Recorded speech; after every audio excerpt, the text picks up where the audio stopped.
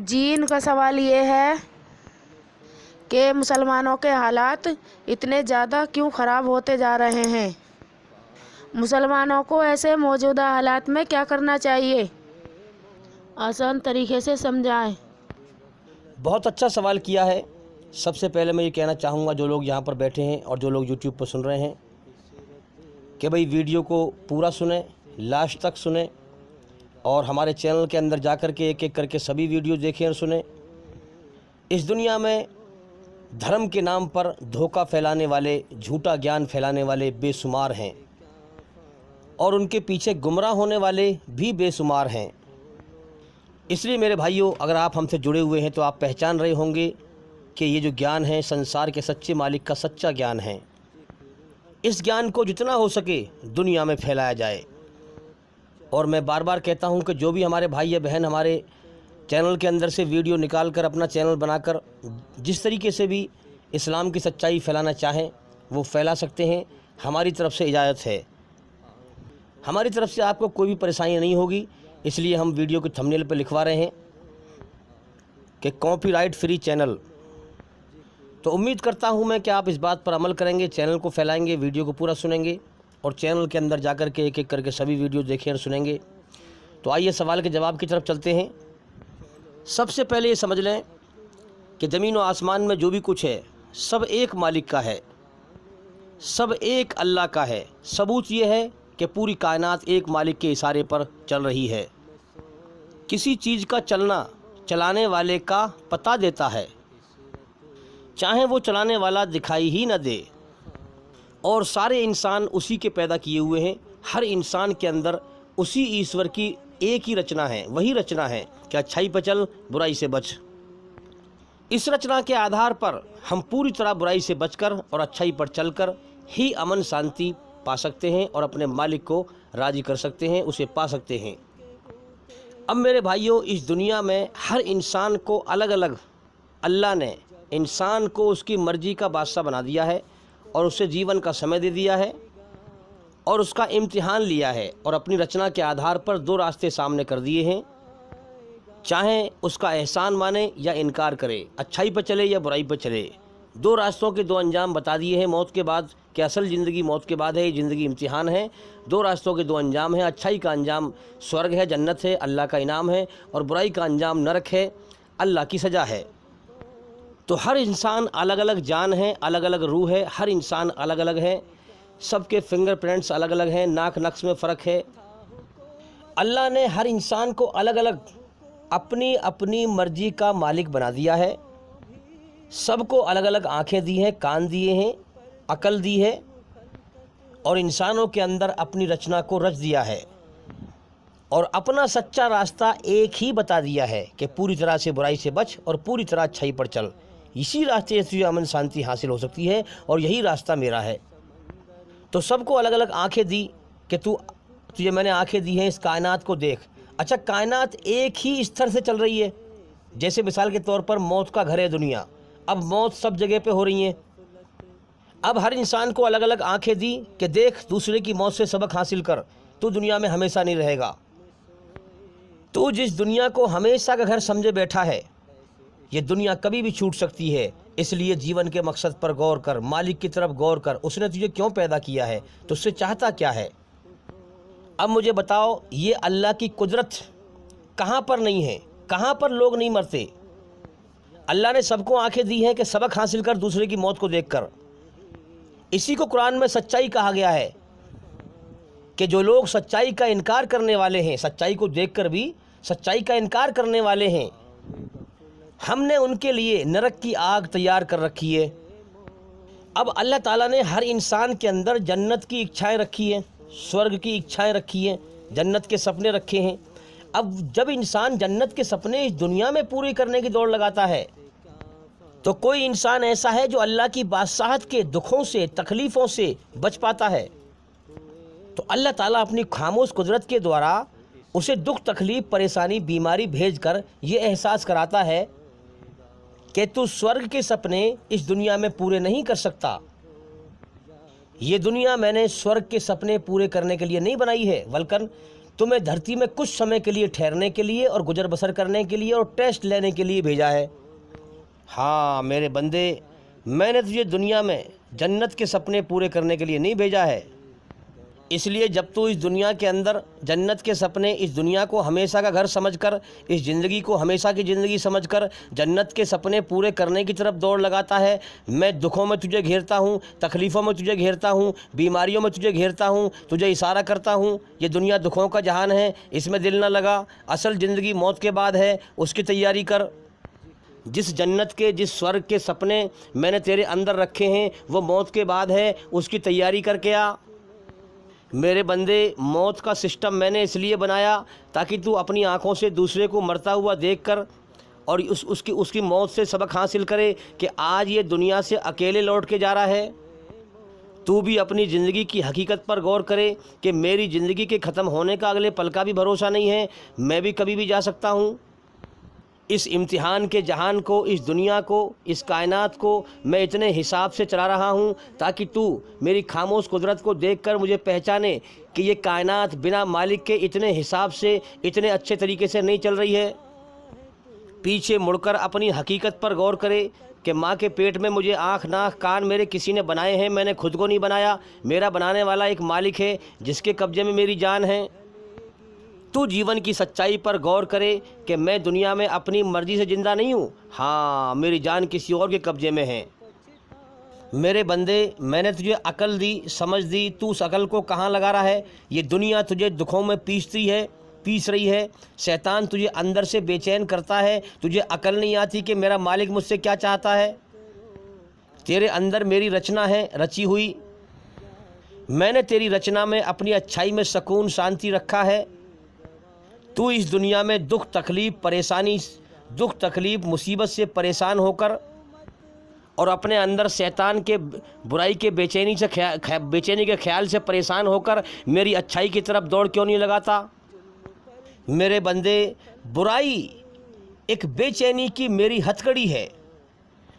देख, जब तू बुराई करता है तो मैं तुझे बेचैनी में कैद कर देता हूँ। जब तू बुराई करता है मैं तुझे बेचैनी में कैद कर देता हूँ। अपने अंदर बनाई हुई मेरी रचना के द्वारा मेरी मर्जी को पहचान। अपने मन में डूबकर पाजा सुरागे ज़िंदगी। तो मेरे बंदे, मेरी बनाई हुई रचना को अपने अंदर पहचान। दुनिया ही में देख ले, जो गुनाह करता है, जो पाप करता है, जो बुराई करता है, मैं उसे बेचैनी में कैद कर देता हूँ और मौत के बाद नरक की आग में कैद करूँगा। मैंने बुरे कर्म करने वालों के लिए, मेरी बनाई हुई रचना के खिलाफ जो चलेंगे उनके लिए मैंने मौत के बाद नरक का कैद खाना, जहन्नुम का कैद खाना पहले ही तैयार कर रखा है। तो मेरे भाइयों, ईश्वरी रचना के आधार पर बुराई ईश्वर का एक कैद खाना है। दुनिया ही में वो दिखाता है, जो इंसान बुराई करता है उसे बुराई के बेचैनी के कैद खाने में कैद कर देता है, बेचैनी में।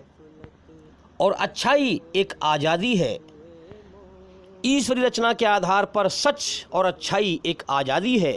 इसीलिए वो अपनी खामोश कुदरत से हमें दिखाता है कि जब इंसान अच्छा काम करता है तो उसके अंदर सुकून पैदा कर देता है, शांति पैदा कर देता है। सुकून, शांति एक आज़ादी है। तो इस दुनिया के अंदर ही उसने दिखाया, अगर तू दुनिया के अंदर अच्छे काम करेगा तो मैं तुझे दुनिया में भी आज़ाद रखूँगा, सुकून शांति दूँगा और मौत के बाद स्वर्ग का, जन्नत का, आज़ादी का जीवन दूँगा, जो अमन शांति का जीवन होगा अपनी बनाई हुई रचना के आधार पर। और अगर तू मेरी बनाई हुई रचना के खिलाफ चलेगा, बुराई पर चलेगा, झूठ पर चलेगा, शैतान के रास्ते पर चलेगा, फसाद फैलाएगा, मुझे भूलकर ज़िंदगी गुजारेगा, मेरा इनकार करेगा, जीवन का समय पूरा कर देगा, तो तू गौर कर, जब तू बुराई करता है तो दुनिया के अंदर मैं तुझे बुराई के कैद खाने में कैद कर देता हूँ, बेचैनी में कैद कर देता हूँ, तेरे अंदर से तुझे बेचैन कर देता हूँ। तो याद रख, मेरी इस कुदरत को पहचान। अगर तू बुराई पर चल के मरा तो याद रख, मौत के बाद नरक की बेचैनी के कैद खाने में तुझे कैद कर दूंगा। यही समझ ले इस बात को पहले ही, मौत मरने से पहले। हाँ, मैंने तुझे पैदा किया है, मैंने तुझे बुराई पर चलने का हुक्म नहीं दिया, मैंने तुझे अच्छाई पर चलने का हुक्म दिया है। अगर तू मेरी बनाई हुई रचना के खिलाफ चल के आएगा तो नरक की आग में सजा पाएगा। तो मेरे भाइयों, अकल की आँख खोल कर गौर करो। संसार के सच्चे मालिक, हमारे सच्चे बनाने वाले मालिक ने स्वर्ग और नरक का इशारा हमें दुनिया ही में किया है अपनी रचना के आधार पर, और उसने हर इंसान को फ्री विल दिया है, छूट दी है अलग अलग दोनों रास्तों पर चलने की। अब चुन ले कौन सा रास्ता चुनना है। अब मेरे भाइयों, जो उस मालिक से डर जाएगा वही बुराई से बचेगा, वही अच्छाई पर चलेगा, और जो न डरेगा आप उसे कितनी ही ज्ञान की बात सुनाओ उसकी समझ में नहीं आएंगी। तो जो बिन देखे उस मालिक से नहीं डरेगा, आप चाहे उसे कितनी बात सुनाओ, ना वो ढंग से सुनेगा और ना वो मानेगा, जीवन के समय को बर्बाद करेगा। इसीलिए अल्लाह ने दुनिया बनाई है अच्छे और बुरे लोगों को छांटने के लिए, सच्चे और झूठे को छांटने के लिए। तो मेरे भाइयों, ये कायनात एक बेहतरीन सूझबूझ के साथ चल रही है, और हमारे बनाने वाले सच्चे मालिक ने हमारे अंदर बेहतरीन सूझबूझ के साथ रचना को बनाया है, बड़ी नाप तोल कर हमारी रचना को बनाया है। अब इसी मालिक का कुरान मजीद है जो हमें सूझबूझ के साथ हमारी अकल को जीवन जीने की राह सिखाता है, हमें अंधकार से निकालकर रोशनी में लाता है, अज्ञानता से निकालकर ज्ञान की तरफ लाता है। और जिस मालिक ने हमें बनाया है ईश्वरी रचना के आधार पर हमें सच्चाई पर चलने का, अच्छाई पर चलने का, बुराई से बचने का, सच्चाई पर चलने का, अमन शांति हासिल करने का, बुराई की बेचैनी से आज़ाद होने का, कैद खाने से आज़ाद होने का एक जीवन जीने का रास्ता सिखाया है और बताया है। मौत के बाद नरक की आग से बचने का, नरक के कैद खाने से बचने का, और स्वर्ग में हमेशा कामयाबी के जीवन हासिल करने का तरीका बताया है। मेरे भाइयों, इस दुनिया में जीवन का समय सबको मिला है। जिसने संसार के सच्चे मालिक, अपने सच्चे बनाने वाले मालिक की दी हुई अकल अपने अंदर उस मालिक को समझने में ना लगाई, सच्चाई को समझने में ना लगाई, मेरे भाइयों, मरने के बाद उसमें बहुत बुरी मार पड़ने वाली है। मरने के बाद अल्लाह फरमाएगा फरिश्तों से, फरिश्तों इसकी अकल में, इसके दिमाग में, इसकी अकल में, इसके सर में हथौड़ा मारो, इसको मैंने अकल दी थी, इसने उस अकल का सही इस्तेमाल ना किया, दुनिया में मेरी सच्चाई को ना पहचाना, मेरी खामोश कुदरत की सच्चाई से मुझे ना पहचाना, मैंने इसको जिस मकसद के लिए जीवन दिया था उस मकसद को ना पहचाना। और मेरे भाइयों, अल्लाह की सच्चाई को, अल्लाह को ना पहचानने की बुनियाद है, जड़ है घमंड। जब तक इंसान अपने घमंड में रहेगा, अल्लाह की तारीफ़ पर राज़ी नहीं होगा, अपनी औकात को नहीं पहचानेगा, अल्लाह की शान को नहीं पहचानेगा कि उसने मुझे गंदे पानी कचरे से इंसान बनाया है, उसने मुझे जीवन दिया है, हर वक्त खिलाया, हर वक्त पिलाया, मेरे ऊपर एहसान किया, फिर भी उससे डर कर उसका एहसान ना माना, उसका ज्ञान हासिल ना किया।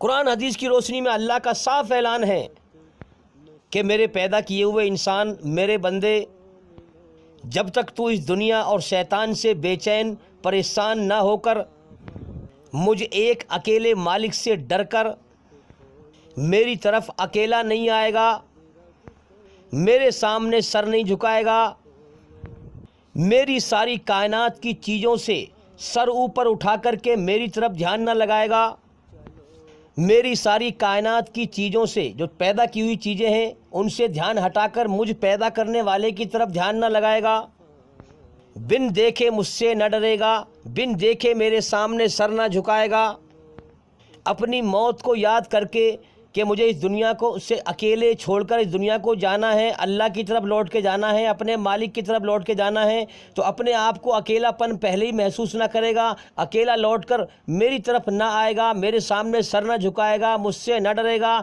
तो उस वक्त तक मेरी राह को कभी नहीं पाएगा।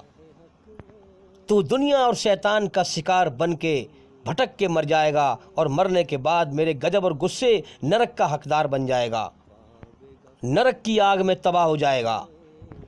तो तू जीवन का समय पूरा कर ले, फिर जैसे कर्म तू करके मरेगा, मेरे यहाँ तू वैसा ही बर्ताव अपने साथ देखेगा। तो मेरे भाइयों, अल्लाह ताला हर इंसान को दुख तकलीफ़ में इसलिए घेरता है ताकि इंसान दुख तकलीफ़ से, इस दुनिया से बेचैन होकर अपने मालिक की तरफ, अमन शांति की तरफ दौड़ लगाए। मगर इंसानों की ज़्यादातर भीड़ इस दुनिया में जो है दुखों में रींझते रहते हैं, परेशान होते रहते हैं, जानते हैं कि ये दुनिया कभी भी ख़त्म हो सकती है, कभी भी मौत आ सकती है, यहाँ हम दुखी हैं, परेशान हैं, मुसीबत के मारे हैं, हॉस्पिटल भरे पड़े हैं, हर इंसान को कोई ना कोई बीमारी ज़रूर है, दुखों में लीन है, तकलीफ़ों में लीन है। मगर बदबख्त ज़्यादातर इंसानों की भीड़ अल्लाह की तरफ ध्यान नहीं लगाती, इस दुनिया में दुखों में ही रींझते रहते हैं। और जन्नत के स्वर्ग के सपने यहीं पर रींझते रींझते पूरे करने के सपने देखते रहते हैं, मगर सपने पूरे नहीं हो पाते, प्यासे ही मर जाते हैं और अल्लाह की तरफ ध्यान नहीं लगाते।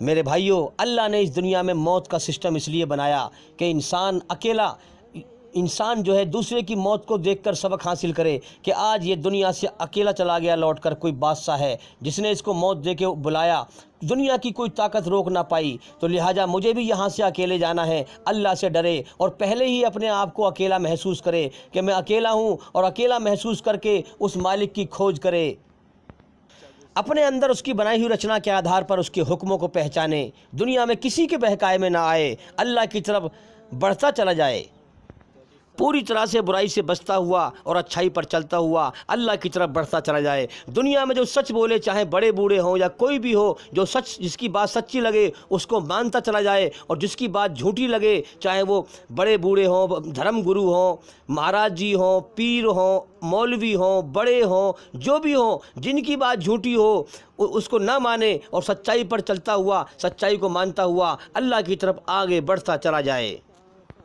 कुरान मजीद कहता है कि जो इंसान अल्लाह से डरता है, अल्लाह उसके अंदर एक कसौटी प्रदान कर देता है। कसौटी का मतलब क्या है? सच और झूठ को नाप तोल कर चेक करने वाली चीज़, यानी इंसान के अंदर अल्लाह ताला अच्छाई और बुराई को जानने की समझ देता है। फिर इंसान दुनिया में पहचान लेता है कि कौन सा रास्ता मेरे बनाने वाले सच्चे मालिक का है और कौन सा रास्ता झूठा शैतान का है। मगर पहले इंसान अल्लाह से डरे तो सही, उससे ताल्लुक़ तो बनाए अपने मन ही मन में। तो जब इंसान मन ही मन में अल्लाह से ताल्लुक़ बनाता है तो अल्लाह ताला मन ही मन में उसे दुनिया में सच और झूठ समझाता है। तो मेरे भाइयों, मेरी इस बात को दिल में गाढ़ लो, उतार लो, ये बात हक और सच है कि आज के दौर में सारी दुनिया में संसार के सच्चे मालिक ईश्वर की जो रचना हमारे अंदर है, बुराई से बचने की और अच्छाई पर चलने की, इस रचना के आधार पर पूरे संसार में संसार के सच्चे मालिक की ईश्वरी रचना के आधार पर सिर्फ कुरान मजीद किताब है और मोहम्मद सल्लल्लाहु अलैहि वसल्लम की जीवनी है, जिसमें संसार के सच्चे मालिक की तरफ से पूरी तरह से बुराई से बचने के और पूरी तरह से अच्छाई पर चलने के और अपनी आत्मा को बुराई की गंदगी से पाक करके मरने के सारे तरीके बताए गए हैं। अब फ़र्क सिर्फ इतना है कि जो लोग अल्लाह से डरते हैं, याद रखना अला कुल्ली शैइन कदीर, हर चीज़ पर अल्लाह का कब्जा, ताकत और कंट्रोल है। इस कायनात के कण कण पर अल्लाह की ताकत और कंट्रोल, कब्जा है। बहुत ज़बरदस्त उसकी ताकत इस दुनिया में छाई हुई है, उसकी बादशाहत इस दुनिया में छाई हुई है। मेरे भाइयों, एक धूल का जर्रा अपनी जगह से उठकर दूसरी जगह पर नहीं गिर सकता जब तक वो मालिक हुक्म ना दे दे। पेड़ का एक पत्ता अपनी टहनी पर से टूट कर नहीं गिर सकता जब तक वो मालिक हुक्म ना दे दे। इंसान के सर का बाल टूट कर नहीं गिर सकता जब तक वो मालिक हुक्म ना दे दे।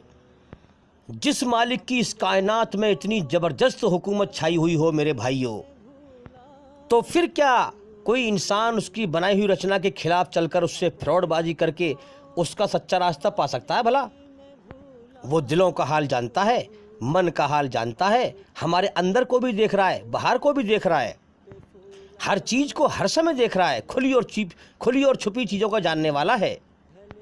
तो मेरे भाइयों, इस कुरान मजीद के द्वारा संसार के सच्चे मालिक के सच्चे रास्ते को वही समझ सकता है जो उसकी बनाई हुई रचना के आधार पर अपनी भावना को शुद्ध करे, अपनी नीयत को अंदर से पाक करे और अपने बनाने वाले सच्चे मालिक अल्लाह ईश्वर को दिल से पाना चाहे और अल्लाह से डर कर अल्लाह का कुरान पढ़े।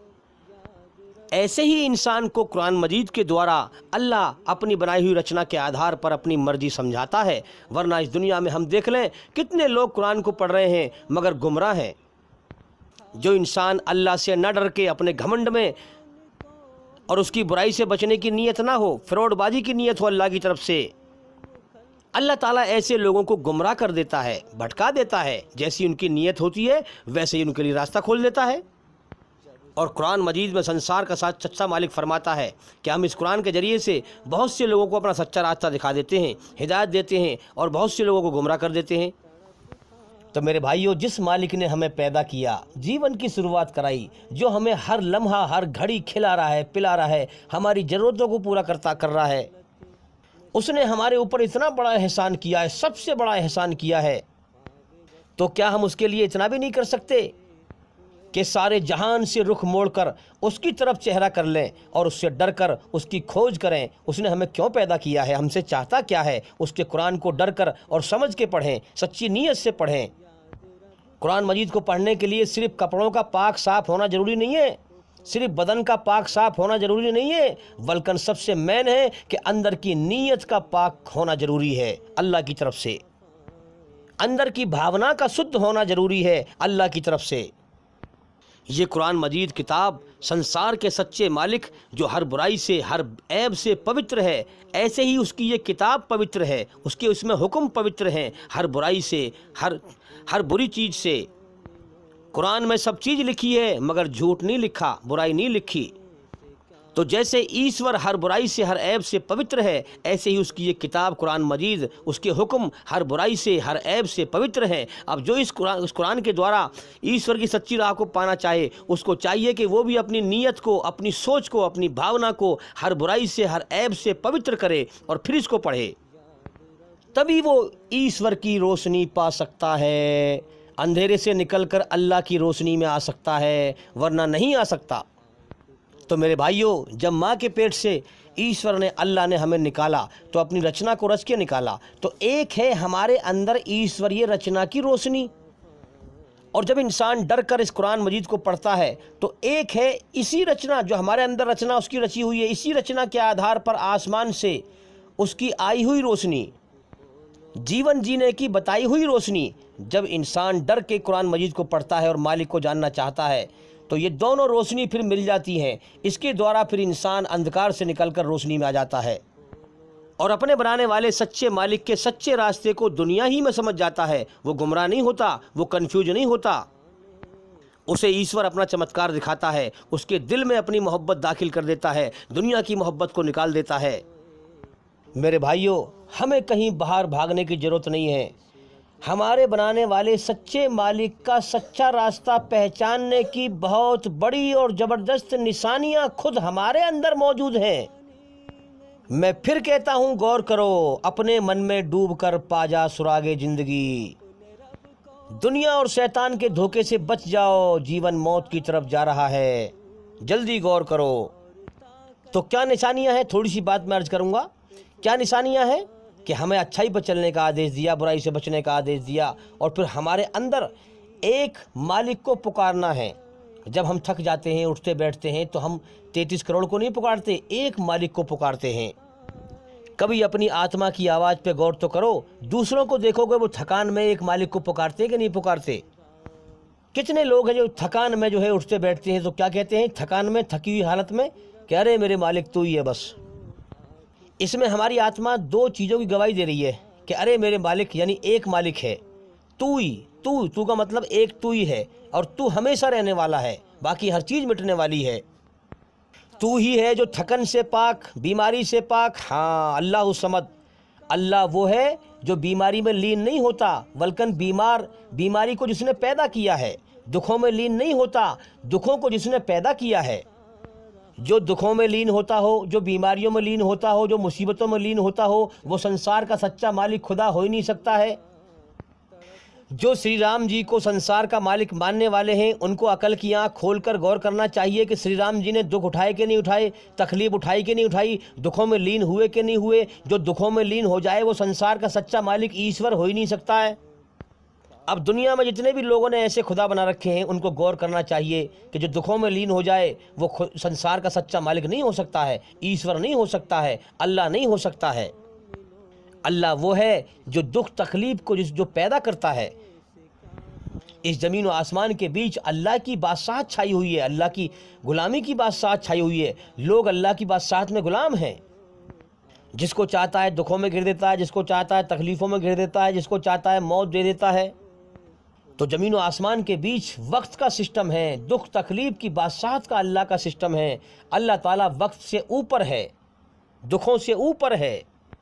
अब लोग ज़मीन और आसमान के बीच जो अल्लाह की पैदा की हुई चीज़ें हैं उनकी पूजा कर रहे हैं, अरे मेरे भाई, अल्लाह ताला वक्त से बाहर है, हर चीज पर उसका कब्जा, ताकत और कंट्रोल है, हर चीज को हर समय देखता है, लेकिन वक्त से बाहर है।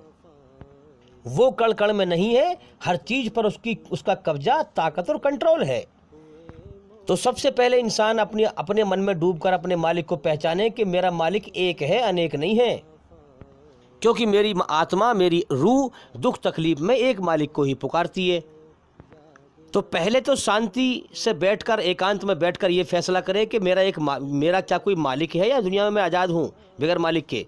जब इंसान गौर करेगा तो सोचेगा कि मुझे किसी ने बनाया है तो मेरा एक मालिक है। अब मालिक कितने हैं, अब अपनी रचना में गौर करे कि मेरी आत्मा, मेरी रूह जो है दुख तकलीफ में एक मालिक को पुकारती है। फिर दिल में पक्का यकीन बनाए कि एक मालिक है मेरा, रोशनी में, दलील के एतबार से, हवाई बात नहीं। इस दुनिया में हवाई बातों पर चलने वाले गुमराह लोग बहुत हैं, बहुत इंसानों की भीड़ है। मेरे भाइयों, बैठकर अकल की आंख से सही फैसला करें और सोचें, सही धर्म को पहचानें, अधर्म से बचें। तो जब एक मालिक है तो फिर 33 करोड़ देवी देवताओं की पूजा करना क्यों कर रहे हो? फिर पूजा, उसकी पैदा की हुई चीज़ों की पूजा क्यों कर रहे हो? फिर रुक जाओ उस चीज़ से। अगर गलत रास्ते पर थे तो अब रुक जाओ। जब तुमने एक मालिक को अपने अंदर अपनी अकल से पहचान लिया और साबित हो गया कि एक मालिक है, अब उस मालिक के कब्जे में मेरी जान है। मैं दुनिया में अपनी मर्जी से जिंदा नहीं हूँ, उसकी मर्जी से जिंदा हूँ।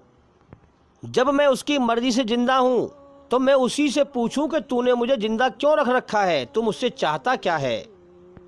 जब दुनिया में आना मेरी मर्जी से नहीं है तो मुझे अपनी मर्जी से अपने जीवन जीने का भी हक नहीं है। मैं उस मालिक से पूछूं जिसने मुझे दुनिया में भेजा है कि तू मुझसे चाहता क्या है।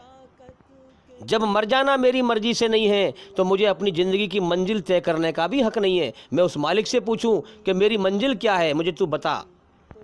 जब इंसान डर कर उसकी तरफ बढ़ता है तो मेरे भाइयों, अगर इंसान एक कदम उठाता है तो वो मालिक 70 कदम उठाता है अपने बंदे की तरफ। और जो इंसान दिल से, हकीकत में अंदर से अल्लाह को पाना चाहता है तो अल्लाह उसे अपना रास्ता दिखाता है। अंधेर नगरी नहीं है, हर चीज़ अल्लाह की निगाह के सामने है, वो दिलों का हाल जानता है। अब जब इंसान इस पोजीशन को पहुंच जाएगा तो अल्लाह ताला फिर उसे जीवन जीने का मकसद सिखाएगा, क्यों पैदा किया है ये उसे समझाएगा, उसके मन ही मन में समझाएगा। जब इंसान अल्लाह का ज्ञान हासिल करेगा, सबसे पहले अल्लाह ताला उसे अपनी पहचान कराएगा कि मैंने हर चीज़ को अकेले बनाया है, कोई मेरा पार्टनर नहीं है, कोई मेरा हिस्सेदार नहीं है, कोई मेरा शरीक नहीं है। तो तू मेरा शरीक करने से बच और मेरे ही आगे सर झुका। इय्याका नअब्दु व इय्याका नस्तईन, मेरे ही आगे सर झुका और मुझी से मदद मांग। मेरे साथ किसी को शरीक ना कर, शिरक ना कर। तो अल्लाह ताला सबसे पहले अपने बंदे को अपनी पहचान कराता है और फिर कुरान मजीद में बताए गए अपने हुक्मों से उसे जीवन जीने का तरीका समझाता है। जो दिल से अल्लाह को पाना चाहता है तो मेरे भाइयों, अल्लाह से डरकर ही इस कुरान को इंसान समझ सकता है। वरना आप देख लें कितने इंसानी शक्ल में शैतान है जो मुसलमान बने हुए हैं और लोगों को कुरान से गुमराह कर रहे हैं, कुरान मजीद से भटका रहे हैं, खुद भी अपना बेड़ा गर्क कर रहे हैं और औरों को भी जो है तबाही के रास्ते पर ले जा रहे हैं। तो मेरे भाइयों, आप सोच रहे होंगे कि मैंने सवाल का जवाब तो दिया नहीं है, इतनी लंबी बात कर दी। तो मैंने इतनी लंबी बात इसलिए की है आपको हकीकत समझाने के लिए कि अब जो मैं आपको सवाल का जवाब दूंगा, अब आपके समझ में आएगी वो बात कि मुसलमानों के हालात क्यों ख़राब हैं। देखो, संसार के सच्चे मालिक ने हर इंसान को अपनी अपनी जान का अलग अलग मालिक बनाया है और अलग अलग उसे फ्री विल दिया है। 2 रास्ते सामने कर दिए हैं, छूट दी है जीवन जीने की, रास्ता चुनने का उसे इख्तियार दिया है कि अच्छाई चुन या बुराई चुन। तो हर इंसान को अलग अलग अपनी मन की मर्जी का मालिक बना दिया है कि अब चल कौन से रास्ते पर चलेगा। सबको अलग अलग छूट दी है। इसीलिए आप देख रहे हैं सबके फिंगरप्रिंट्स अलग अलग हैं, अंगूठे के निशान अलग अलग हैं, सबकी नाक नक्श में फ़र्क है, सब अलग अलग जान है, अलग अलग इम्तिहान है सबका। अल्लाह की रची हुई रचना सबके अंदर एक ही है, जीवन जीने का रास्ता एक ही बताया है कि अच्छाई पर चल, बुराई से बच। हर इंसान को अगर रचना एक ना होती तो धरती पर इंसान जी नहीं पाते। जैसे मिसाल के तौर पर एक को तो नमक मीठा लगता और एक को नमकीन लगता, तो दोनों में कितना बिगाड़ पैदा होता। एक को करेला मीठा लगता और एक को कड़वा लगता, तो दोनों में कितना बिगाड़ पैदा होता। तो कुदरत ने करेले को कड़वा पैदा किया है, वो हर इंसान को कड़वा ही लगता है, किसी को मीठा नहीं लगता वो। अब अल्लाह ने सबके अंदर अपनी रचना में अच्छाई और सच्चाई में सुकून रखा है, शैतान की बुराई से बेचैनी और नफ़रत रखी है। अब बुराई पे तो लोग इसलिए चलते हैं कि अपने मालिक को भूल कर, इनकार करके और फसाद फैलाते हैं, और इस दुनिया को हमेशा का घर समझ के, इस ज़िंदगी को हमेशा की ज़िंदगी समझ के धोखे में, दुनिया के लालच में बुराई पर चलते हैं, मालिक को भूल जाते हैं। इसलिए वो रचना के खिलाफ चलते हैं। लेकिन जानते सब हैं सच बोलना अच्छा काम है, झूठ बोलना बुरा काम है। जैसे दुनिया में लोग जानते हैं अल्लाह की कुदरती चीज़ करेला कड़वा होता है, जिसने नहीं खाया दुनिया में वो भी सुनता है करेला कड़वा होता है, लेकिन जब चख लेता है तो वो भी फिर जान लेता है कि हाँ यार वाकई में कड़वा होता है करेला। तो इसी तरह से अल्लाह ने अपनी रचना में हर इंसान के अंदर ये समझाई है बात कि सच बोलना अच्छी बात है। सच इंसान को कामयाबी की राह पर ले जाता है और झूठ इंसान को तबाही की राह पर ले जाता है। तो इस बात को जानता हर इंसान है, अल्लाह ने सबको समझा दिया है। अब जो नहीं मानता जान के भी, मौत पर जब वो अच्छाई बुराई का मजा चखता है तो उसे मालूम पड़ जाता है कि हाँ सच बोलने में कामयाबी थी, मैंने माना नहीं था, झूठ बोलने में नाकामी थी, मैंने समझा नहीं था। तो मेरे भाइयों, अब मैं सवाल का जवाब दूंगा और 2 मिनट में अपनी बात को ख़त्म करूंगा। आप ध्यान से सुने और समझें। देखिए, संसार के सच्चे मालिक अल्लाह ईश्वर की सच्ची किताब जो ईश्वरी रचना के आधार पर है, लोगों को जीवन जीने का सही मकसद बताने की, वो मुसलमानों के पास है पूरी धरती पर। अब ये कुरान मजीद आखिरी पैगंबर, उस मालिक के आखिरी पैगंबर तो पहले बहुत आ चुके, आखिरी पैगंबर मोहम्मद सल्लल्लाहु अलैहि वसल्लम पर उतरी है। अब इनके बाद अल्लाह ताला ने पैगंबरी का दरवाज़ा बंद कर दिया है। अब दुनिया में कोई पैगंबर नहीं आएगा। अब क़यामत तक, जब तक दुनिया रहेगी, इंसानों के लिए जो अपने मालिक को राज़ी करना चाहे, अमन शांति के रास्ते पर चलना चाहे, वो इस कुरान के ज़रिए से हासिल कर सकता है अपने मालिक को। और कुरान क़यामत तक के लिए है। अब क़यामत तक ना कोई किताब आएगी, ना कोई नबी आएगा। अब संसार के सच्चे मालिक ने मुसलमानों को ये जिम्मेदारी दी है कि तुम दुनिया के हर मेरे बंदे तक मेरे इस पैगाम को पहुंचाओ। ये ज़िंदगी इम्तिहान है, असल जीवन मौत के बाद है, उनको बताओ और मेरी तौहीद समझाओ। मेरा एक ईश्वरवाद, यानी मैं एक हूँ, मेरा कोई शरीक नहीं है। मेरे अधिकार उनको बताओ कि तुम्हारा बनाने वाला मालिक एक है, उस एक की ही रचना तुम्हारे अंदर, सबके अंदर रची हुई है, अच्छाई पर चलने की, बुराई से बचने की। तो लोगों को मेरी मर्जी, मेरी बनाई हुई रचना के आधार पर समझाओ, ताकि धरती पर सब मुझे एक मालिक से जुड़ जाएं, मेरी एक मर्जी से जुड़ जाएं और फसाद से बच जाएं और धरती पर अमन शांति कायम करें। इसी को कुरान में उम्मत कहा गया है। उम्मत का मतलब है एक मकसद से जुड़ना, एक मालिक को पहचानना, एक मालिक के अधिकार देना और उसकी बनाई हुई रचना के आधार पर एक उस मालिक के हुक्म पर चलना और जुड़ जाना, इकट्ठे हो जाना, एक मकसद पर आ जाना। वो एक मकसद क्या है? अच्छाई पर चलो और बुराई से बचो। हम मकसद, एक मकसद को उम्मत कहते हैं, जो ईश्वरी रचना के आधार पर पूरी तरह बुराई से बचकर अच्छाई पर चले और एक मालिक के अधिकार को पहचाने और उसके अधिकार पूरे करे। अब मुसलमानों को ये जिम्मेदारी दी थी कि मेरा पैगाम मेरे हर बंदे तक पहुंचाओ। अब इनमें से मैं सबकी बात नहीं कर रहा, बहुत थोड़े से लोग हैं सच्चाई पर चलने वाले हैं। ज़्यादातर मुसलमानों का हाल हम देख रहे हैं कि कुरान को बिना समझे पढ़ते हैं, अपने बनाने वाले सच्चे मालिक की मर्जी को नहीं समझते हैं। जब कुरान समझ के नहीं पढ़ेंगे तो मर्जी कहाँ समझेंगे? तो कुरान से कट गए और फिरकों में बट गए, उम्मत से कट गए, ईश्वरी रचना से कट गए। आप देख लें इस्लाम धर्म में कितने फ़िरके बने हुए हैं। मुसलमान जो है, धर्म तो एक है ईश्वरी रचना के आधार पर संसार के सच्चे मालिक का, लेकिन बटे हुए कितने लोग हैं। अब क्यों बट गए? जैसा कि मैंने आपको बताया कि हर इंसान अपनी जान का खुद मालिक है और हर इंसान का अलग अलग इम्तिहान लिया है अल्लाह ने, है। हर इंसान को अलग अलग फ्री विल दिया है कि मुझसे डरता है कि नहीं डरता है, मुझसे डरकर मेरी खोज करता है या नहीं करता है, मेरी कदर करता है या नहीं नाकदरी करता है, इस दुनिया में मेरी खामोश कुदरत को देखकर मुझे पहचानता है या नहीं पहचानता है। ये सबको अलग अलग फ्री विल दिया है, छूट दी है उसने। और इसी के बारे में कुरान कहता है कि मरने के बाद कोई किसी का जिम्मेदार नहीं होगा, जिसने जो किया है उसे भरना पड़ेगा। तो जैसे यहाँ उस मालिक ने अलग अलग सबको छूट दी है, अलग अलग जान है, ऐसे ही मरने के बाद जैसे उनके जुर्म और गुनाह है, वैसे ही सबको अलग अलग सज़ा मिलेगी। मरने के बाद कोई किसी का जिम्मेदार नहीं होगा, जिसने जो किया है उसे भरना पड़ेगा। तो इस कौम ने सबसे पहले तो अपने ऊपर ये जुल्म किया कि मालिक के कुरान को से कट गए, उसको समझ के नहीं पढ़ते। और जो उलमा कहलाने वाले लोग हैं उन्होंने कुरान से लोगों को काटा और अपनी लिखी हुई किताबों में लोगों को लगा दिया। अल्लाह से न डरे कि भाई हम तो गलती कर सकते हैं, हम खतावार हैं, लेकिन अल्लाह का कुरान जो है बेखता है, तो लिहाजा हम अपनी किताबों से लोगों को ना जोड़ें, कभी लोग गुमराह ना हो जाएं, अल्लाह की किताब से जोड़ दें। अल्लाह की किताब हर गलती से पवित्र है। अल्लाह की किताब से जोड़ेंगे तो अल्लाह ताला अपने बंदों को अपनी आयतें अपने हिसाब से समझाएगा सबको और अपनी तरफ जोड़ लेगा।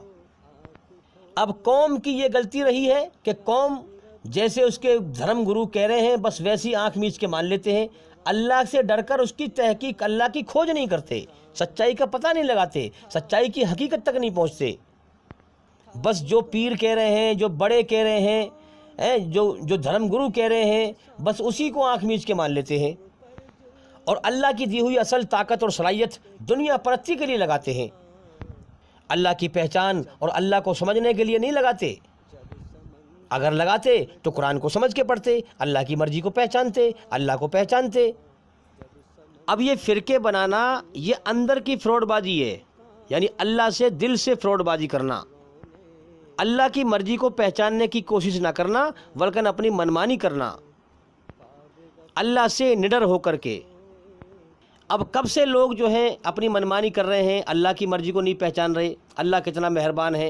अल्लाह ताला क्या करता है कि फिर अपने बंदों में से खड़ा करता है और सच और झूठ को दिखाता है अपनी बनाई हुई रचना के आधार पर कुरान मजीद के द्वारा। जैसे कि आज देखते हैं कि डॉक्टर जाकिर नायक साहब के ज़रिए से पूरी दुनिया में अल्लाह ताला ने सच और झूठ को दिखाया और दिखा रहा है। अब इन फ़िरक़ों में बटे हुए लोगों का इम्तिहान ले रहा है कि कौन मुझसे डरकर सच पे आता है और कौन नहीं आता। और जो गैर मुसलमान हैं, जो और हमारे गैर मुसलमान भाई वो भी अल्लाह के बंदे हैं, उनको भी राह दिखा रहा है अल्लाह ताला, उनको भी हिदायत दे रहा है। अब जब अल्लाह ताला ने सच और झूठ को दिखाया, पहले तो नबी आते थे, अब उम्मती के ज़रिए से दिखाया। जब सच और झूठ को दिखाया तो ये कौम ज़्यादातर, मैं सबकी बात नहीं कर रहा, ज़्यादातर सच्चाई को समझकर भी उसका इनकार कर दिया और अपनी फ़िरका परस्ती में पड़ी रही। और सच्चाई बयान करने वाले को डॉक्टर जाकिर नायक साहब रहमतुल्लाह अलैह, उनको जो है बुरा भला कहती रही और उनकी दुश्मन बन गई। उन्होंने इस कायनात के सच्चे मालिक जो छुपा हुआ है, जो इस कायनात को चला रहा है, उसकी पहचान लोगों को बताई, उसका हुक्म लोगों को बताया और लोगों को उसकी बनाई हुई रचना के आधार पर कुरान मजीद के द्वारा जीवन जीने का तरीका बताया और मौत के बाद असल जीवन को बताया, स्वर्ग और नर्क को बताया। तो जब संसार के सच्चे मालिक का पैगाम दुनिया में फैलाया गया तो आप समझ सकते हैं कि जिन लोगों के दिलों दिमाग के अंदर शैतान की गंदगी इतनी बेइंतहा भरी हुई कि वो इस्लाम के दुश्मन बन गए, जो काफिर थे और इस्लाम को मिटाने के लिए खड़े हो गए। यानी आप सोच सकते हैं कि ये लोग अपने बनाने वाले सच्चे मालिक से कितने अंधे हैं और शैतान के धोखे के जाल में कितने फंसे हुए हैं कि अपने शैतानी धर्मों को दुनिया में गालिब करना चाह रहे हैं। इस्लाम से इन्हें डर लगा हुआ है। हाँ, यही तो वजह है असल में लोग कन्फ्यूज हैं भाई कि ये झगड़े क्यों हो रहे हैं। असल वजह यही है क्योंकि ये यूट्यूब पर देख रहे हैं कि इस्लाम कितनी तेज़ी से फैल रहा है और इनके शैतानी धर्म में से लोग निकल कर इस्लाम में आ रहे हैं। इनको ये डर लगा हुआ है असल में। अब इनकी अंदर की सोच, गंदी सोच और शैतानी सोच कितनी गंदी है और कितनी बुरी है कि इनको समझ भी नहीं है कि हम किस रास्ते पर चल रहे हैं। फसाद फैला रहे हैं और अधर्म को दुनिया में कायम करने की कोशिश कर रहे हैं। अब डॉक्टर जाकिर नायक साहब की जमात ने क्या कहा था कि हम दीन को दुनिया में गालिब कर देंगे, यानी संसार के सच्चे मालिक के सच्चे हुक्म को दुनिया में कायम कर देंगे, सारे धर्मों पर इस धर्म को गालिब कर देंगे। अल्लाह ताला ने उनसे काम लिया और उनसे इनका ध्यान हटवा दिया और इनका ध्यान कहाँ लगवा दिया? जिस कौम ने मनमानी के फ़िरके बना रखे हैं, ये कौम मेरे भाइयों शिर्क में मुलव्विस हो गई। बड़े बड़े उलमा कहलाने वाले जिनके पीछे लाखों की फ़ौज, लाखों की भीड़ है, लाखों की इंसानों की भीड़ लगी हुई है, वो भी जब सब शिर्क में मुलव्विस हो गए, अल्लाह की तरफ ध्यान ना लगाया, इस दुनिया की मोहब्बत ने ऐसा बर्बाद किया कि लोग दुनिया में शिर्क में मुलव्विस हो गए। तो मैंने आपको क्या बताया कि इंसान दूसरे की मौत को देखकर खुद अपनी मौत का सबक हासिल करे और गौर करे दुनिया की ज़िंदगी धोखा है, मुझे यहाँ से मरना है, कभी भी जा सकता हूँ मैं यहाँ से, अल्लाह की तरफ ध्यान लगाए। मगर इंसान अल्लाह की तरफ ध्यान नहीं लगाता, दुनिया ही को हमेशा घर समझ के धोखे में लगा रहता है।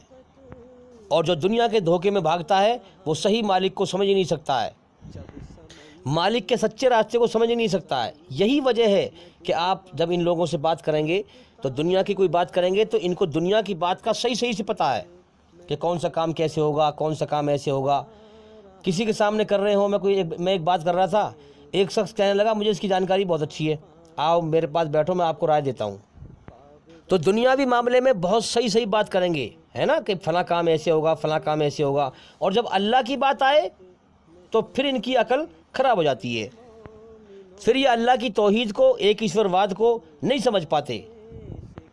तो यही वजह है कि ये दुनिया में ध्यान लगाते हैं, दिल से अल्लाह की तरफ ध्यान नहीं लगाते, इसीलिए दुनिया में अल्लाह की तरफ से लोग गुमराह हैं। अच्छा, बेचारे अनजाने में गुमराह नहीं है। जब आप एक ईश्वरवाद इनको बताएंगे, एक अल्लाह की तौहीद इनको बताएंगे, तो ये आपसे लड़ना शुरू कर देंगे, क्योंकि इनके दिल में औरों की कदर व कीमत है। जबकि असल में जिस मालिक ने पैदा किया है, जो खिला रहा है, जो पिला रहा है, उसकी कदर व कीमत सबसे ज़्यादा होनी चाहिए। मगर इन्होंने अपनी मनमानी से अपने जैसे इंसानों को, पीरों को, धर्म गुरुओं को खुदा बना रखा है, अपने दिल में अल्लाह की जगह पर उनको बसा रखा है। तो मेरे भाइयों, अल्लाह ताला तो दिलों का हाल जानता है, सबके अंदर का हाल उसे पता है। तो मैंने बताया कि अला कुल्ली शैइन कदीर, हर चीज़ पर अल्लाह का कब्जा, ताकत और कंट्रोल है। अब जिस डॉक्टर जाकिर नायक साहब की जमात ने दीन को फैलाया था कि हम दीन को दुनिया में गालिब कर देंगे, अल्लाह ने उनसे ध्यान हटा दिया और ये जो दुनिया परस्ती में लगे हुए थे, फिरका परस्ती में लगे हुए थे, इनकी तरफ इन काफिरों का ध्यान लगवा दिया। अब ये तो है मजहब के छोटे चोर और वो हैं बड़े चोर, हैं वो बिल्कुल फसादी लोग हैं, उनको इनके ऊपर मुसल्लत कर दिया। अब देखो उनका ध्यान कैसे लगवा रहा है, कभी बुलडोजर पर ध्यान लगवाता है, कभी कहीं ध्यान लगवाता है, कभी कहीं ध्यान लगवाता है। अब उनकी बिगड़ी हुई अकल है, कभी फसाद फैलाने के लिए कभी कुछ सोचते हैं, कभी कुछ दिमाग में आती है, कभी कुछ दिमाग में आती है। जो अकल अल्लाह से हट जाती है, अल्लाह की तरफ ध्यान नहीं लगाती है, उसकी अकल को अल्लाह ताला ख़राब कर देता है। फिर वो ईश्वरी रचना के खिलाफ धरती पर फसाद फैलाते हैं। अब इस कौम की हालत देखो, ये पिट रही है और जो जालिम जुर्म कर रहे हैं उन्हीं से रहम की भीख मांग रहे हैं। कितनी अकल ख़राब हो चुकी है, अपनी अहमियत को भूल चुके हैं कि हम धरती पर सबसे अच्छे इंसान हैं। हमारे पास संसार के सच्चे मालिक की सच्ची किताब है कुरान मजीद। हम तो खुद जुल्म को मिटाने वाले थे, शैतानी हुकूमत को मिटाने वाले थे, अल्लाह की अमन शांति की हुकूमत को कायम करने वाले थे। हमारे सामने तो खुद जालिम घुटने टेकने वाले थे, हम तो खुद सच्चाई पर चलने वाले थे। देखो ना, अगर बस्ती में, गांव में कोई इंसान जुआरी शराबी हो तो सच्चे आदमी से डर के भागता है कि नहीं भागता? वो अच्छे आदमी से डर के भागता है कि नहीं भागता? अरे चोर चोरी करता है, अगर पकड़ा जाता है तो किस तरह उसके हाथ पैर कांपते हैं। वो जानता है कि मैंने गलत काम किया है, ये अच्छा आदमी है, मुझे सज़ा देगा इसकी, जब भी तो उसके हाथ पैर कांप रहे हैं। तो इस धरती पर सच्चाई पर चलने वाले, अच्छाई पर चलने वाले, ईश्वरी रचना के आधार पर कुरान मजीद के द्वारा मुसलमान थे। और ये अधर्मी, शराबी, जुआरी, बंगेड़ी, निराकार ईश्वर को छोड़कर मूर्ति पूजा करने वाले, गाय की पूजा करने वाले, गाय का पेशाब पीने वाले, गोबर खाने वाले, ये फसादी लोग तो डर के मारे भागते थे। और आज यही फसादी लोग कह रहे हैं कि देश हमारा है, गुंडे मवाली कह रहे हैं कि देश हमारा है, देश को हिंदू राष्ट्र बनाओ, शैतानी राष्ट्र बनाओ, ताकि खुल के फिर ईश्वर के अलावा गाय की पूजा हो, गाय का गोबर खाया जाए, पेशाब पिया जाए, हैं खुलकर जो है शैतानी हुकूमत चले, फसाद फैले, जातिवाद के नाम पर शराब खुल के बेची जाए, जुआ खुल के खेला जाए, बदमाशी खुल के की जाए। यानी किसी गांव में गुंडे मवाली हों दो चार और गांव वालों से कहें भागो चलो यहाँ से, तुम, ये गांव हमारा है, तुम्हारा नहीं है। अब उनका कोई लीडर हो, शैतानी, बदमाश, बदकार, गुंडा, मवाली, उनका कोई लीडर होता है ना, हर इंसान का लीडर होता है, उसकी जय जयकार करें। और गांव वालों से कहें अच्छे लोगों से कि यहाँ संसार के सच्चे मालिक की पूजा नहीं होगी, यहाँ ईश्वर की पूजा नहीं होगी, यहाँ जो हमारा गुंडा मवाली, जो हमारा लीडर है, उसकी पूजा होगी, यानी शैतान की पूजा होगी। शैतानियत चलेगी, इंसानियत नहीं चलेगी यहाँ पर। इसी तरह से आज ये चंद मुट्ठी भर लोग, थोड़े से लोग जो गुंडे मवाली हैं, आज ये कह रहे हैं मुसलमानों से कि इस देश में रहना होगा तो जय श्री राम कहना होगा। यहाँ पर सिर्फ शैतानियत चलेगी, इंसानियत नहीं चलेगी। ईश्वर जो संसार का सच्चा मालिक है उसकी पूजा नहीं होगी, यहाँ पर शैतान की पूजा होगी। अब ये बेचारे मुसलमान कौम भटक गए अपने मालिक से, कुरान को बिना समझे पढ़ते हैं, मालिक की मर्जी को नहीं समझते हैं। तो आप देख सकते हैं कि किस कदर धरती पर ये जो है अधर्मी फसाद फैला रहे हैं। इन्होंने जो है जब इस्लाम का पैगाम फैला, सच्चाई के किस कदर दुश्मन हैं, ईश्वरी रचना से कितने अंधे हो चुके हैं, अपने मालिक से सच कितने अंधे हो चुके हैं कि जैसे ही मालिक ने जो है डॉक्टर जाकिर नायक साहब के द्वारा दुनिया में सच्चाई का पैगाम फैलाया, वैसे ही कितनी तेज़ी से भागे ये लोग गुंडे मवाली ताकत इकट्ठा करने के लिए, सरकार पे कब्जा करने के लिए कितनी तेज़ी से भागे, और कब्जा करने के बाद कितनी तेज़ी से फसाद फैला रहे हैं। मेरे भाइयों, आपको गौर करना चाहिए कि मौत के बाद हकीकत में नरक है। ऐसे जालिमों को अल्लाह ताला दर्दनाक सजा देगा। जो लोग अल्लाह की तरफ गौर कर रहे थे, हाँ, अल्लाह का इल्म हासिल कर रहे थे, इन हालातों से उनका ईमान और ज़्यादा बढ़ गया। उन्हें दिल से यकीन आ गया कि इस संसार के सच्चे मालिक का सच्चा धर्म इस्लाम ही है। और अब इन अधर्मियों की बुराई दुनिया में आम हो रही है, फसाद फैला रहे हैं खुल के ये लोग। अल्लाह ताला दिखा रहा है कि देखो, पहचानो अकल से सच क्या है, झूठ क्या है। ये अधर्मी धर्म पर चलने वाले नहीं है। और जो कौम अल्लाह से फ्रॉडबाजी कर रही थी, फिरका परस्ती में बटी हुई थी, अल्लाह ताला इनके ज़रिए से उनको सजा दे रहा है और अपने और बंदों को दिखा रहा है कि ये लोग अधर्मी हैं, किस कदर फसाद फैला रहे हैं। पहले तो इनकी बुराई जो है छुपी हुई थी, लेकिन अब जैसे ही इस्लाम का पैगाम फैला, इनकी बुराई सामने खुल के आ गई। इनका फसाद अल्लाह ने सबको खोल के दिखा दिया। अब जो हमारे भाई गैर मुस्लिम भाई, हिंदू भाई जो अमन पसंद हैं, शांति पसंद हैं, जो बेचारे अनजाने में धोखे में लगे हुए थे, अब तो उन्हें गौर करना चाहिए कम से कम कि हिंदू धर्म जो है इसकी खोज करनी चाहिए, धर्म कैसा है ये, और इस्लाम की खोज करनी चाहिए, इस्लाम धर्म कैसा है।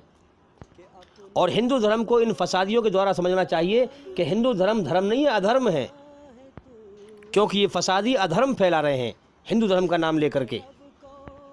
एक शख्स मुझसे कहने लगा कि भाई सारी बात खुल के मत कहा करो, डरा करो। मन की तो मुझे मौत से डराता है। मन की मुझे बताई ईमानदारी से, दुनिया में कौन इंसान ऐसा जो मौत से बच जाएगा, जो दुनिया में हमेशा रहेगा। पहले तो अपनी अकल को समझाओ, हैं? तो मुझे मौत से डराता है। मौत तो मेरे लिए तोहफा है, महबूब चीज़ है मौत। जो मौत को खुद अपनी मर्जी से गले से लगा ले, मौत उसका कुछ नहीं बिगाड़ती, उसके लिए तोहफा होती है मौत, याद रखें।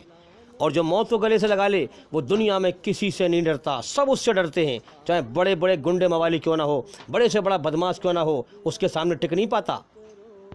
जिसके दिल में अल्लाह की मोहब्बत हो, जो सारी दुनिया को छोड़कर एक अल्लाह से जुड़ चुका हो, उसका दुनिया में कोई कुछ नहीं उखाड़ सकता।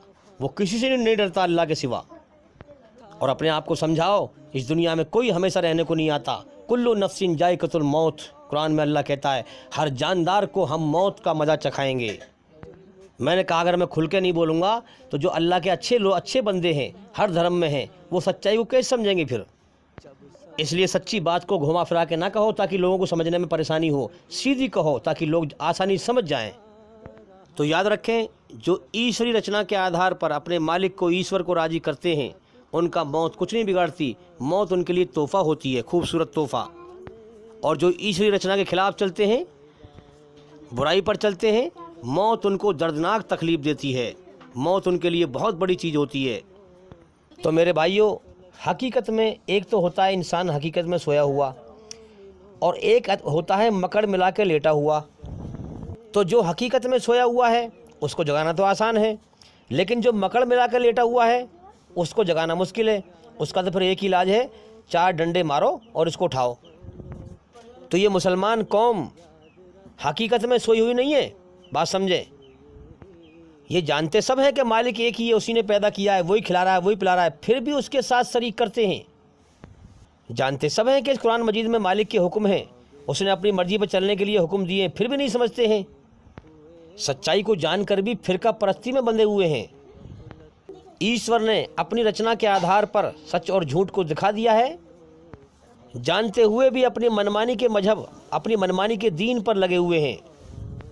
तो जो जानबूझकर मकड़ मिलाकर लेटा हुआ हो, सोने का ढोंग कर रहा हो, फिर उसका इलाज क्या है? डंडे मारो। हाँ, अब इसी तरह से आप देख रहे हैं कि अल्लाह की तरफ से डंडे लग रहे हैं। अब अपनी दुनिया परस्ती में, कोठी बिल्डिंग बनाने में लगे हुए, अब कैसे चल रहा है? बिल्डोजर, डंडे लग रहे हैं अल्लाह की तरफ से। जिस दुनिया के लिए तमाम मेहनतें की, सारी मेहनत की, वो दुनिया बिखर रही है कि ना बिखर रही? जिस अल्लाह को भूले हुए थे वही अल्लाह बिखेर रहा है अब। अच्छा, काफिरों की तो, जो फसादी लोग हैं ना, धर्मी, इनकी तो पकड़ इकट्ठी ही आखिरत में है, मौत के बाद। अब जो संसार के सच्चे मालिक का दर्दनाक सजा जो आती है, अजाब जो आता है, वो मुसलमानों के लिए आता है। पहले नबियों के ज़माने में कुरान बता रहा है कि पहले काफिरों पर अजाब आया करता था, अब काफिरों पर नहीं आता। अब जो सच्चा होने का दावा कर रहे हैं और फ्रॉडबाजी कर रहे हैं, अब अल्लाह का अजाब उन पर आता है। कहते वो हैं जो करते नहीं, और करते वो हैं जिसका अल्लाह ने हुक्म ही नहीं दिया। फ्रॉडबाजी करते हैं अंदर से अल्लाह से। तो मेरे भाइयों, ये कौम इतनी गुमराह हो गई कि ये शिर्क कर रही है, और इसको खुद होश नहीं है कि हम कितना बड़ा गुनाह कर रहे हैं। शिर्क कर रहे हैं, सबसे बड़ा गुनाह कर रहे हैं। ये कौम अल्लाह की मुजरिम है, इसीलिए अल्लाह की सज़ा में गिरफ्तार है। तो गांव में अगर 4 गुंडे मवाली इकट्ठे होकर के आपको गांव से भगाना चाहें तो क्या आप भाग जाएंगे? भाई, वो अगर ईश्वरी रचना के खिलाफ चलकर फसाद फैलाएं, गुंडागर्दी फैलाएं, हैं, क्या कर रहे हैं आज ये लोग? आज ये क्या दिखा रहे हैं अपने कर्मों से कि संसार के सच्चे मालिक ईश्वर जो निराकार है, उसकी पूजा नहीं होगी यहाँ पर। मस्जिद को तोड़ो, मंदिर बनाओ। तो ये असल में अधर्मी है कि संसार के सच्चे मालिक ने जिस मकसद के लिए पैदा किया है कि दुनिया में जाकर मेरे सामने सर झुकाना, मेरी आगे हाथ फैलाना। मैंने तुम्हें जीवन दिया है, हर वक्त तुम्हें खिला रहा हूँ, पिला रहा हूँ। अगर मैं तुम्हें खाने को न दूँ तो तुम जिंदा रह नहीं सकते। हर वक्त मेरे सामने बेबस हो, मोहताज हो। तो ये बजाय संसार के सच्चे मालिक जो निराकार है, ईश्वर के आगे सर झुकाने के, आपस में ही एक दूसरे के आगे सर झुकाते रहते हैं। बिगड़ी हुई अकल है, आपस में ही सर झुका रहे हैं एक दूसरे के सामने, कभी मूर्ति के सामने, कभी किसी इंसान के सामने, कभी किसी इंसान के सामने। सलाम भी ऐसी बना रखे हैं, नमस्कार, कि आपके अंदर जो ईश्वर है, खुदा है, मैं उसके सामने झुकता हूँ। अब जिसको नमस्कार कर रहे हैं, चाहे वो चोर हो, डकैत हो, मवाली हो, गुंडा हो, जो भी हो, उसके अंदर खुदा को ले आए। बताओ, हम खुदा की शान को कितना घटा दिया हमने। जैसी उस ईश्वर की कदर करनी चाहिए थी हमने उसकी वैसी कदर ना की। कुरान इस बात को कह रहा है। आपस में ही सर झुका रहे हैं एक दूसरे के सामने, आपस में एक दूसरे के पैर छू रहे हैं। इस्लाम इन चीज़ों से रोकता है। इस्लाम एक ईश्वरवाद को बताता है।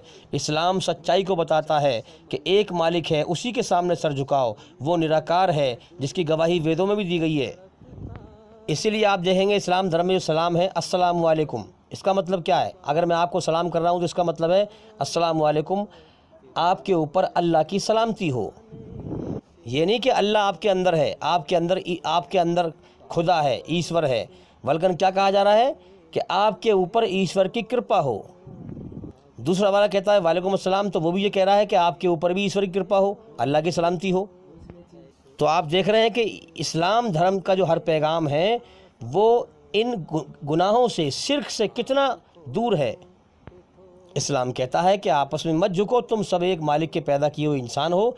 तुम सबको उसने गंदे पानी कतरे से इंसान बनाया है। जब तुम माँ के पेट से निकलते हो तो एक से निकलते हो, और जब मट्टी में मिलते हो तो सब एक से मिलते हो। ये गरीबी अमीरी जो दुनिया में बीच में होती है, ये सिर्फ इम्तिहान लेने के लिए होती है।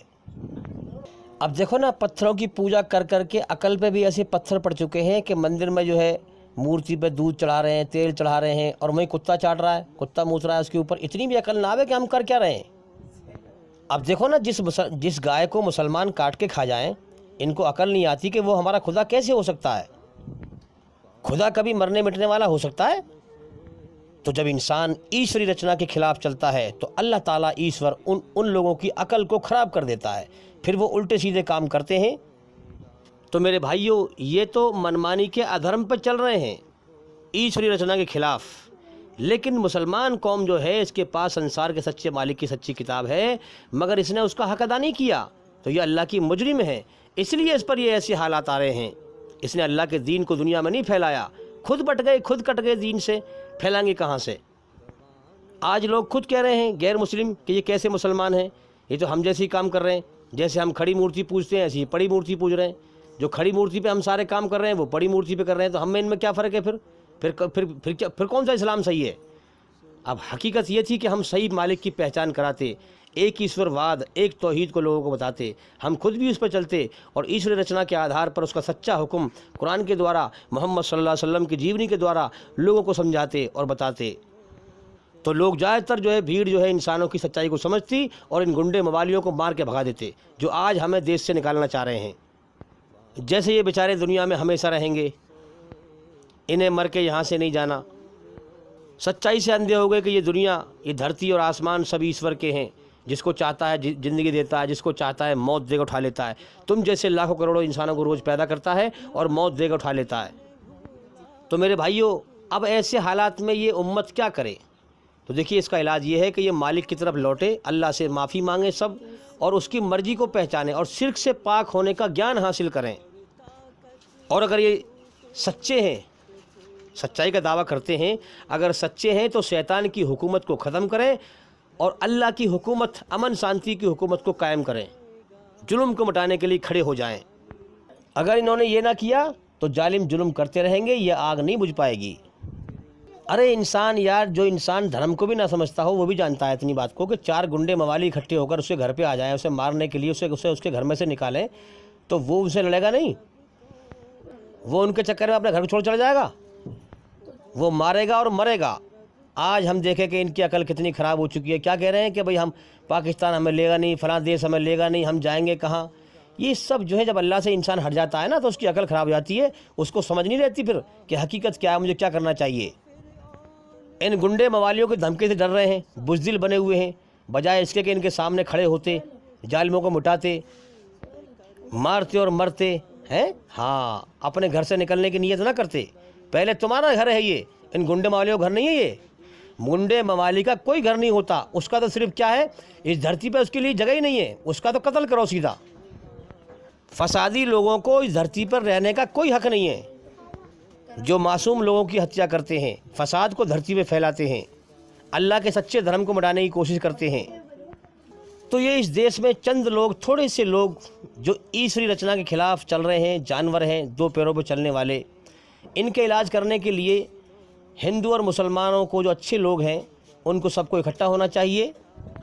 जैसे गांव में 2-4 गुंडों ने पूरा गांव दुखी कर रखा हो तो वो फिर सारे गांव इकट्ठा होता है और फिर वो आपस में मशवरा करते हैं कि भाई ये गुंडे मवाली ईश्वरी रचना के खिलाफ धरती पर फसाद फैला रहे हैं, इनका इलाज करें।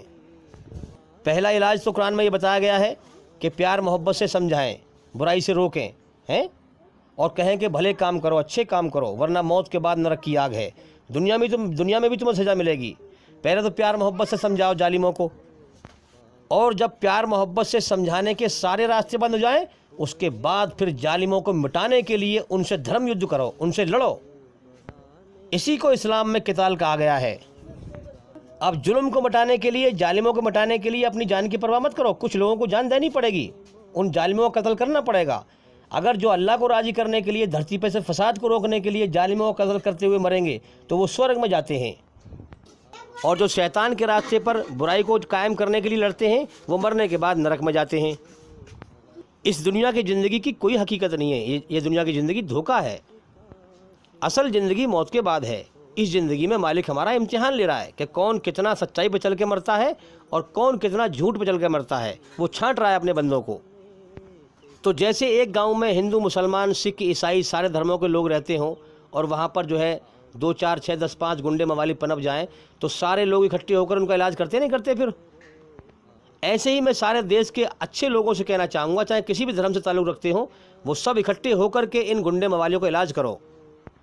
और इनका इलाज यही है कि इनको पहले प्यार से समझाओ, और अगर प्यार से समझाने के सारे रास्ते बंद हो जाएं तो फिर इनका एक ही इलाज है, क्योंकि ये पागल हो चुके हैं। जैसे कुत्ता हो जाता है ना, पागल कुत्ता जगह जगह काटता फिरता है, लोगों को तकलीफ़ देता फिरता है, ऐसे ही ये पागल हो चुके हैं अकल के एतबार से। ईश्वरी रचना के आधार पर इनके अंदर की इंसानियत मर चुकी है।